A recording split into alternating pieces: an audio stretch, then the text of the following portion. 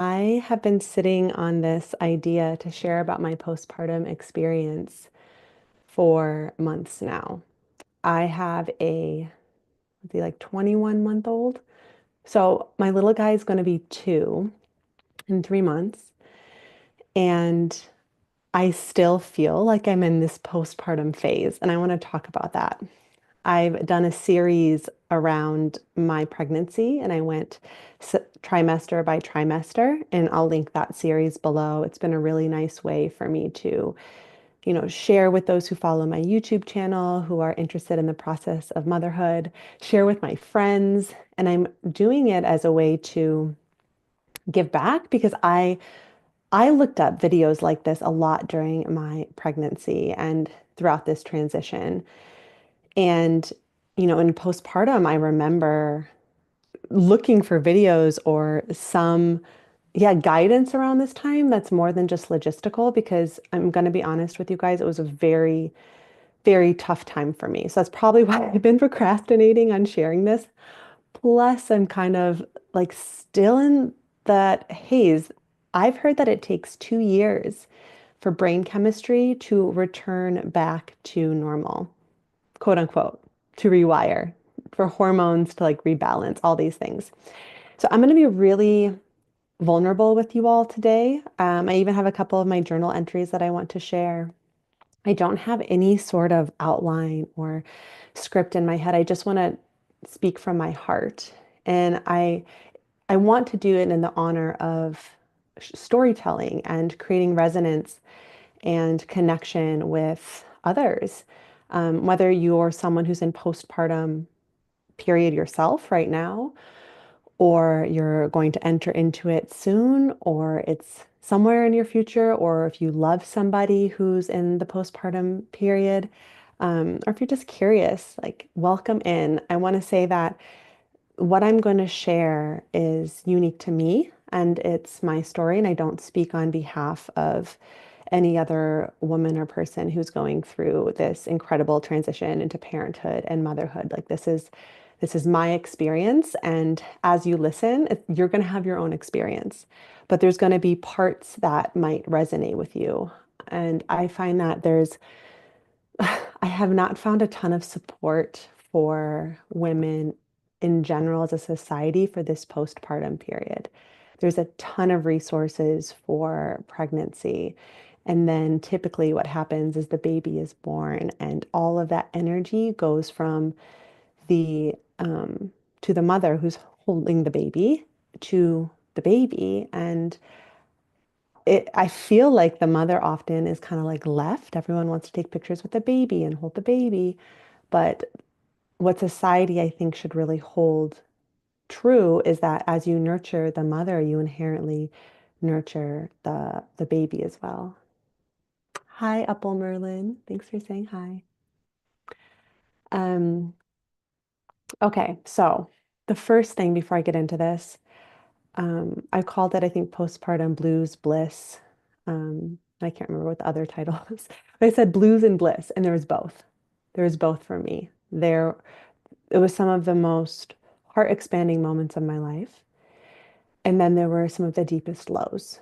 And if I remember there was one night that I was just like, I was trying to find some sort of resonance when it wasn't just, oh, postpartum's so happy and joyful. So I was Googling postpartum depression and I came across this video. I don't know where it is now, but she kind of gave this like pep talk, like I was there, I made it through, I'm out the other end. You've got this. And I just want to start this video by saying that if you're someone who's in the postpartum blues, this could be 2 weeks after the baby, this could be 6 weeks after, this could be all the way up to 6 months. There is a way out. There is time moves. This too shall pass. You're stronger than you think. Lean into resource, lean into community, lean into prayer, into your spiritual practices. And sometimes it just takes time. And I promise you, you will get through it. There's a lot going on with your hormones. There's a lot going on with your brain chemistry right now. and you will get through it. So I hope that me sharing my story will bring you some sense of peace and ease and fortitude, really strength when it feels like you're not strong. um, so, like I said, I'll be vulnerable in this, and I'm someone who studied neuroscience. I have all the practices in the world for nervous system care. That's what I share. That's what I practice every day. My practices are strong and steady, and I've been doing them my whole life to manage everything. And I had a wonderful pregnancy, a really smooth birth, right? It was very, very difficult and challenging and intense, but no complications. And postpartum knocked me to my knees. I'm not going to lie. I had a really, really hard time. Um, like I said, there's so much that goes on with hormones, and I'm not going to share that. You can look that up on your own because there's a lot of information out there about hormones. I simply want to share that I felt the effects of that, and I was as aware as I was of what was going on. It was still really hard. And in addition to that, I experienced sleep deprivation. And I think that most new parents do. I think that's just the nature of the game, right? At least for the first 2 weeks, for 6 weeks, you just don't sleep a lot. My little guy was pretty fussy. So I was up, every couple of hours, every 3 hours for months and months and months. I think I didn't sleep through the night until a year after he was born.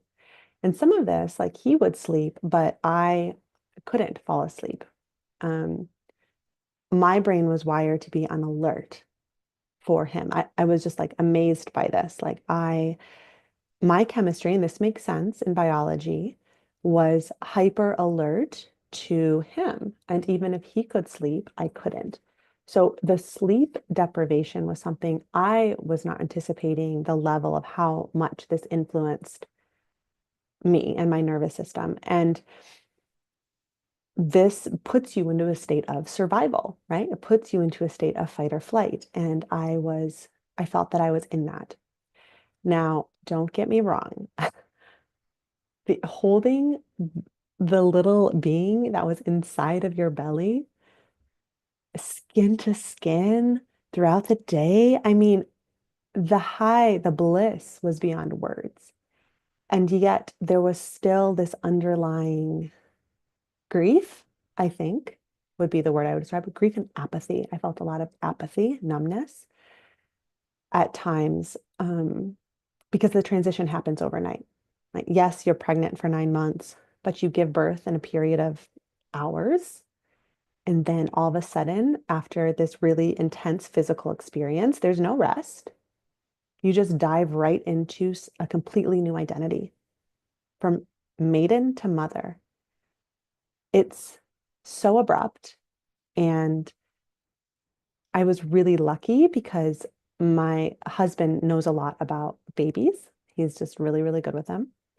Um, but I just, for me, I wasn't around a lot of babies, so I didn't quite know. And a lot of it was intuitive, but um, that's the best way I can describe it. The transition was just abrupt, and I almost grieved the time to myself. I'm someone who loves to be by myself. I really do. I recharge by myself. I have my practices. I have the ways I manage my nervous system, and all of that got thrown out the door because now I'm tending 24/7 to this adorable little potato, but and feels like a piece of me because he was inside of me growing. But my energy was just diverted from what it usually was. And I had a lot of time for self-care and contemplation and well-being up, all the way up until I gave birth. And then during postpartum, it was just, yeah, it was just in the trenches, like, let's do this. I think looking back too, I had a really tough time with breastfeeding. And this is something that I think maybe isn't emphasized enough. You kind of just assume it'll just be easy, but it's a whole journey. And I took a breastfeeding class before I gave birth and did a lot of research around it. And my son latched right away.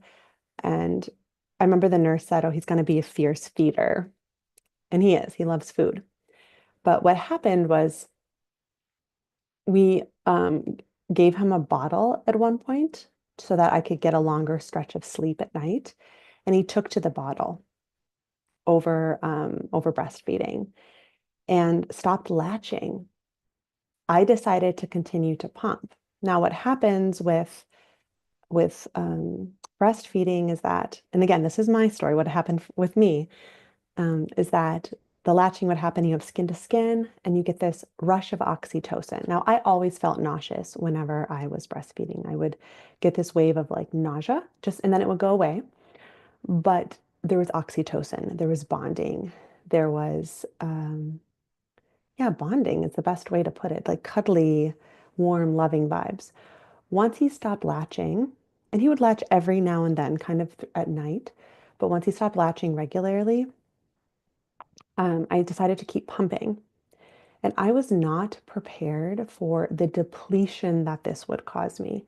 So a month in, he stopped, and I was just mostly pumping. And I did this for 6 straight months. So I would experience the nausea and the depletion from breastfeeding and without the oxytocin. I mean, I remember there was one time where I was like holding my baby. I was hooked up to the pump and then I was feeding him a bottle as I was pumping. And I was like, this is so silly. And yes, I went to lactation consultant. Um, and I just never, it was hard. Like I didn't have energy. This is the best way to describe it. I feel like I lost all of my energy. It was hard for me to feed myself because I was so tired. It was like this vicious cycle. So I think I had a meal train set up for the first several weeks, and I highly, highly suggest this. If you're going to be in a postpartum period soon, set up a meal train for your community to bring you food because you need a lot of it, especially if you decide to breastfeed to recover from the act of giving birth. Your partner will want to be fed because they're going to be sleep deprived.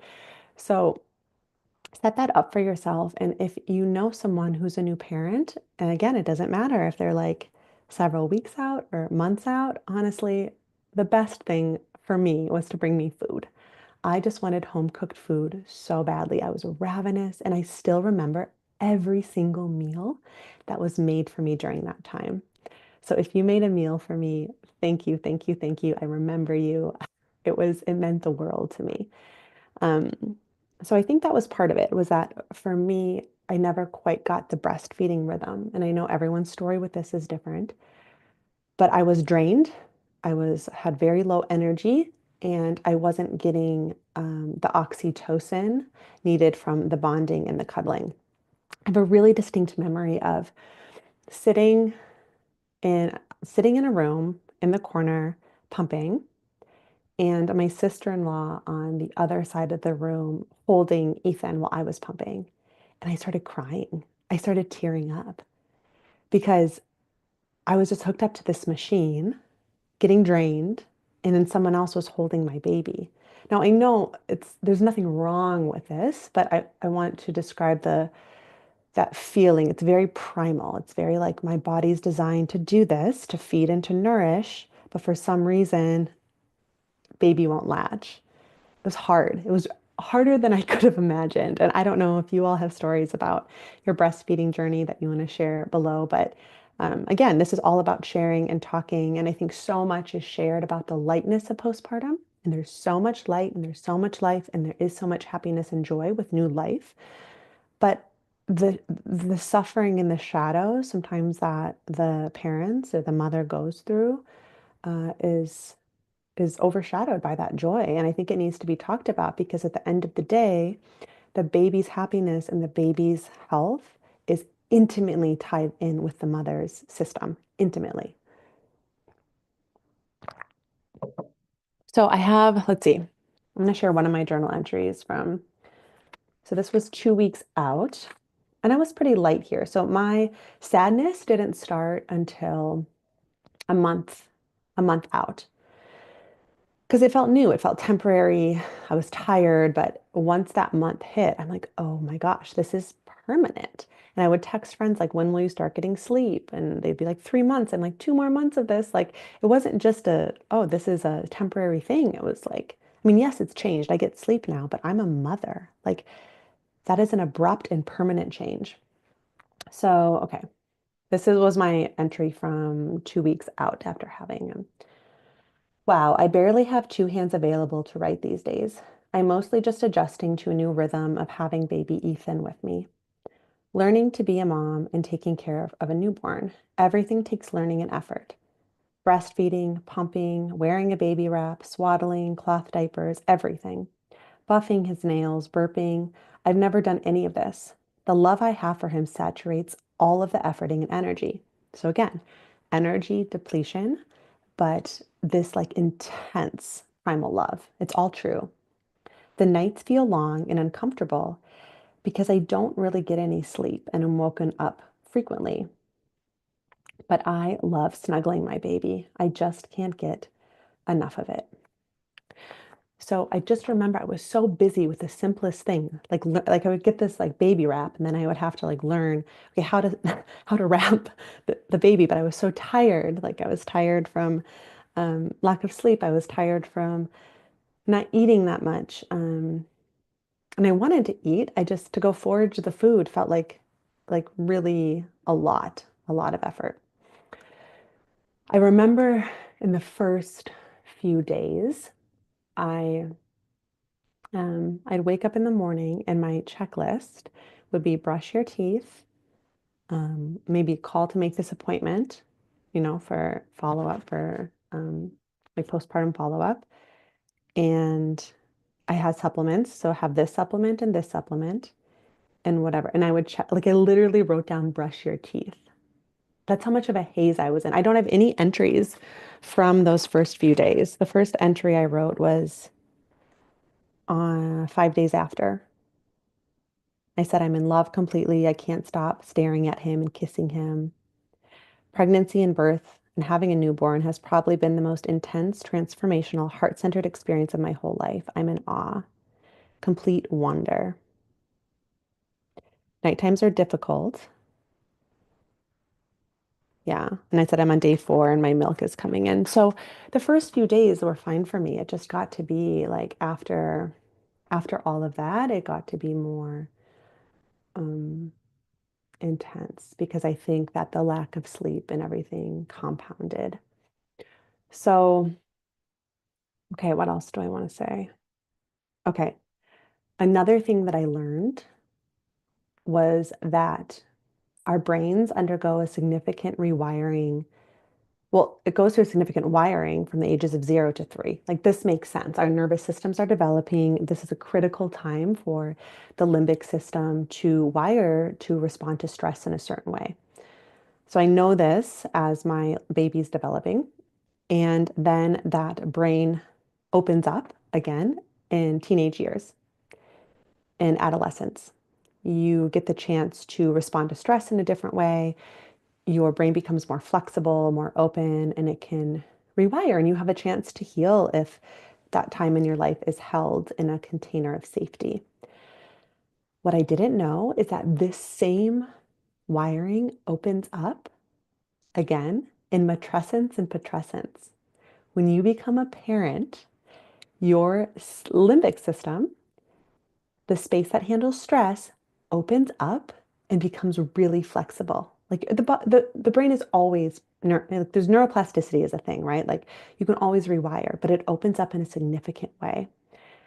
And I didn't realize how intense this would be for me with my childhood. Um, a lot of infant related trauma came up in my body and my experience. It came to the surface in a very somatic felt way. And it was simple things, right? Like not like being picked up when I was crying all the time, or not being able to sleep close to my parents, or I could just feel it in my body. And I had to really work through that. And I have, I worked with a therapist. I called for a couple of sessions with my somatic experience practitioner. Again, I have the tools, but it was really, really hard. So I wasn't prepared for how stressful it would be for me when my baby was crying. And not saying it's right or wrong that it stressed me out, but it did. It stressed my system. And I just wonder if some of that was because I hadn't processed my own crying from infancy. It's just a curiosity I have, but it definitely contributed to kind of the mental instability that I felt during that time.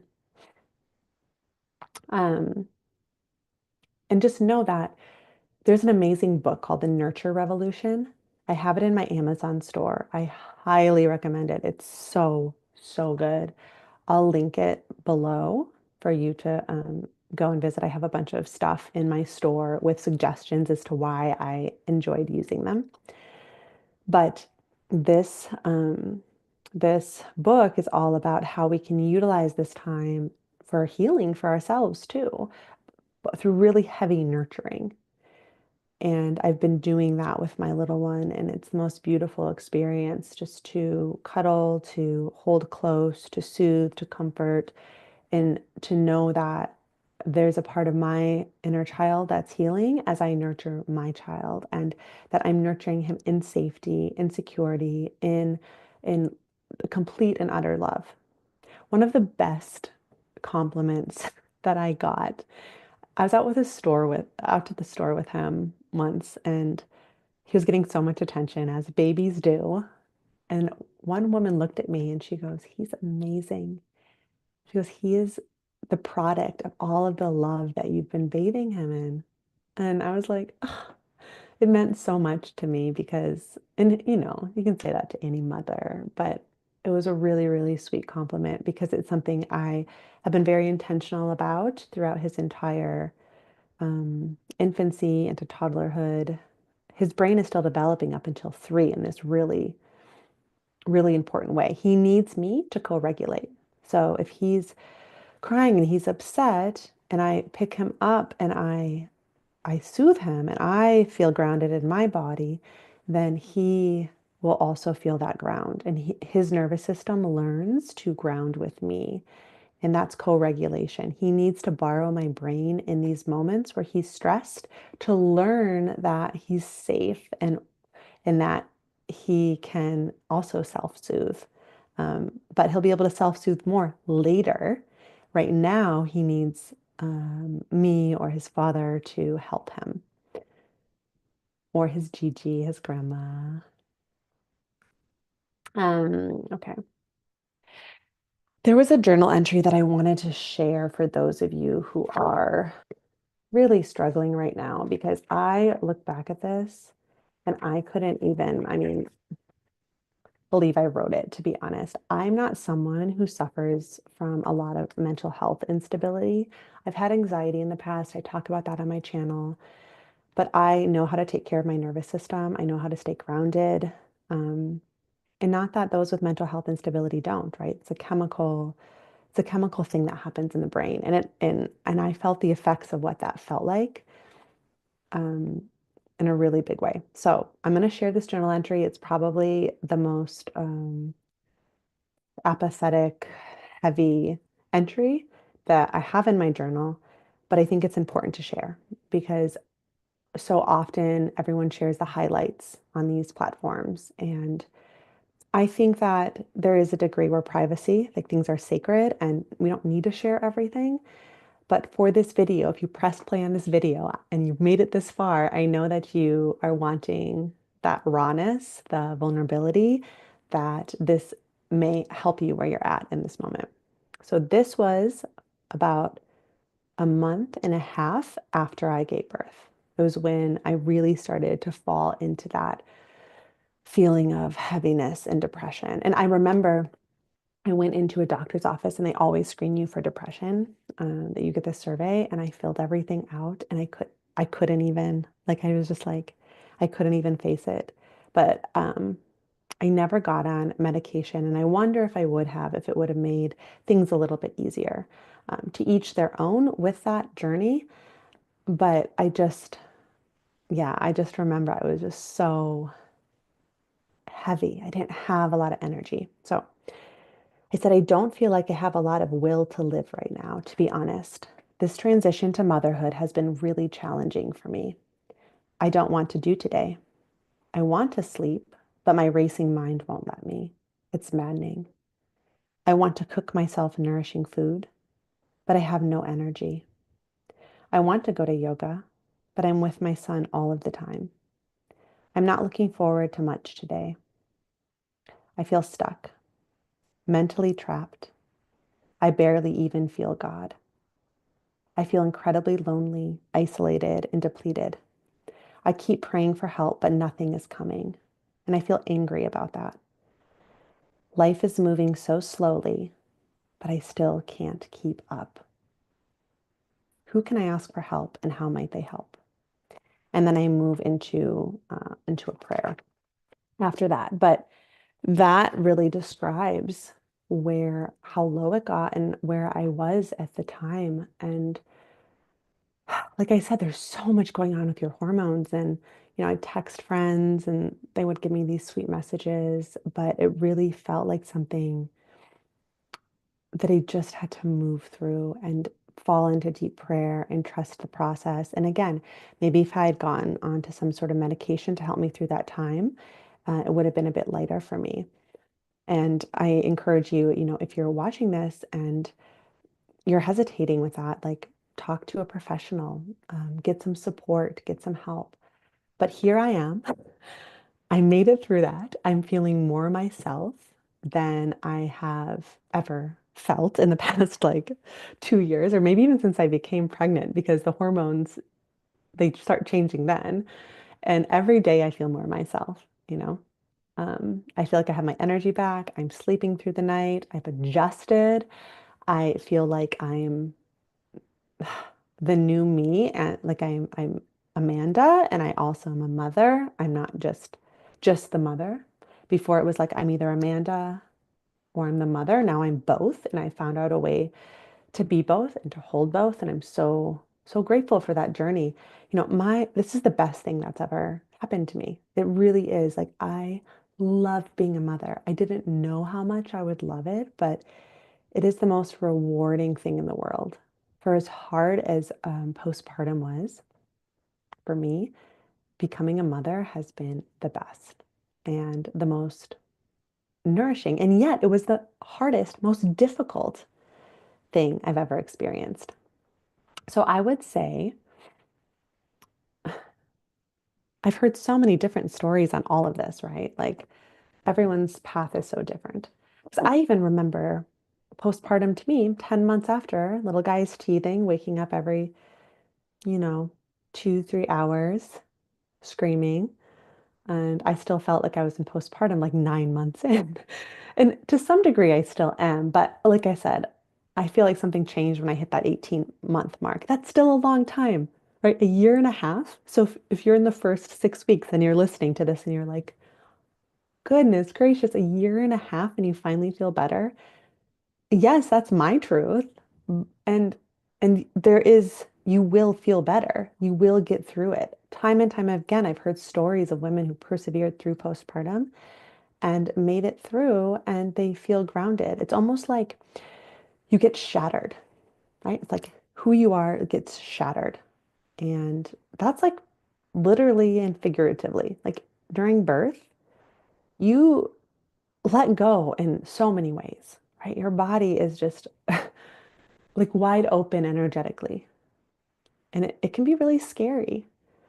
And then there you are, completely shattered with a newborn and starting to build those pieces back together in a new way with no energy. So cook for new mothers, cook for them, bring them food. Um, and this is just with one. Like I only have one. I can't imagine having, multiples others. And this is where family and community steps in and when maybe, help the parents, like caretake for them and things like that. Um, but yeah, it's like it's a shattering and it's a rebirth, and there's so much information out there about the logistics and suggestions for the practical. And not a lot of guidance in that spiritual aspect of you become someone new. Like you're you, your essence is the same, your soul is the same, but you take on this really big identity of mother, of parent. And so many people said to us, like, you'll never sleep through the night the same way again. I sleep through the night now, but I know like there's this like my heart lives outside of my body now. Like my heart's in my body. My heart's so big because it extends to wherever he's at. And that's a big adjustment. So know that your soul is being stretched, your spirit is being stretched, and have grace for yourself in it. I think I've talked about this before, but in Celtic spirituality, Frank McGowan wrote a book about three sacred spirals. I think he's the one who wrote it. Don't quote me on that. Basically, the premise of this book is that there's three sacred spirals in life. And the first spiral is a downward spiral, right? So it's a disassembling of your life. It's a shattering. It's a falling down. It's a breaking. A lot of shamans or spiritual teachers will have dreams about being dismembered. You pull everything apart. You lose your sense of self, what the order in your life. And often when we're in this downward spiral, we think that something is wrong or something is bad. Um, but it's really sacred. It's very sacred. It's not held often in our society as that. There's not a lot of support.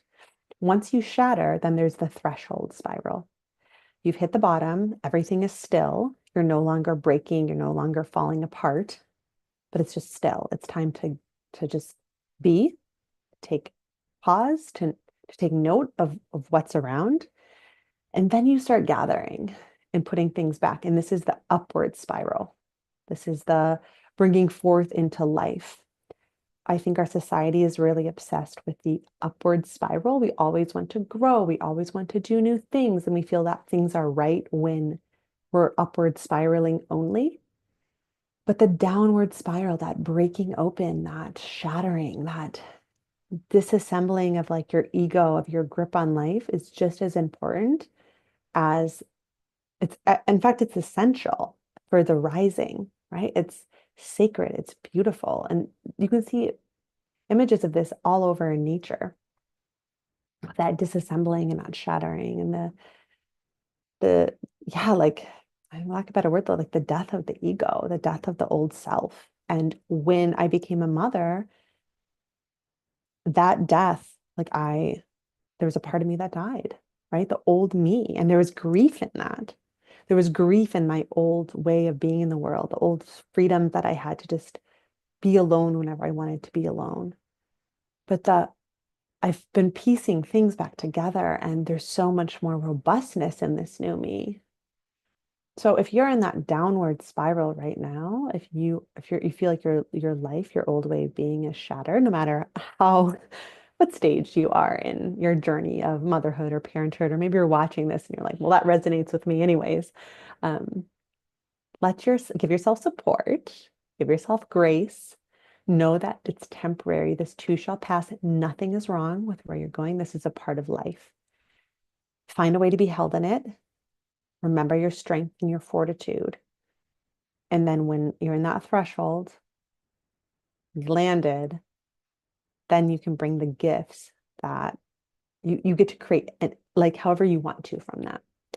During this time of when I was postpartum, I was still sharing on YouTube. And in fact, I was still seeing clients because it felt like me to get on and like share. So even though I was having these very low moments, they weren't sustained low. They'd be like chunks of like a day or periods of time. I felt like, oh, this is a part of my life that I love. I love the work that I do. I love connecting with all of you. And so I was still sharing, and that grounded me, that helped me. So if you can find a way to share and to do things that root you back into the essence of you, not the ego of you, the essence of you, do those things. It just helps. It helps, right? When the ego is being shattered, when the old way of being is being shattered, to root you back into your spirit. to come back to your spiritual practices. I remember when I started to go back to yoga, I was like, yes, I made it. Like, I can go back to my yoga practice because that was hard, right? I couldn't really move for a little while, and movement is such a way that I process through emotions. I think I wanted to share one more entry in closing, one that's a little bit lighter. I don't remember. Oh yeah. Okay, this is when he turned 3 months. And at the time it felt so long, right? 3 months. It's not that long in life, but when you're in that space, it just feels so long. Okay, wow. Ethan is so adorable. I'm loving this 3 month mark. He's becoming so much more awake and alert to the world. I can take him places with me without him fussing. That was a really big deal because I couldn't bring him anywhere without him fussing. It would give me so much anxiety. He smiles at me, coos, gurgles, drools. He's such a doll. Um, so that is like, I feel like at that 3 month mark, something really shifted for me. And then again, I fell off at 6 months. I got really depressed again. So it was a journey for me. It really was. I joined a newborn mothers group that really helped. I would suggest setting yourself up with something like that. At any given moment during this group, there were 10 of us. Two of our babies would be fussing and we would just continue on. So it normalized that for me. When Ethan would cry, I wouldn't have such bad anxiety about it. We still get together. We get together every other month, and our kiddos are approaching the 2 year mark. And so we've been able to see each other's infants grow from like little blobs into their own beings. So I would say, you know, that would be my suggestion, is to find yourself community and support like that. And also, I would take him to the library had free events, like free readings for babies. We have an amazing program in Minnesota called ECFE, and it's early childhood family education.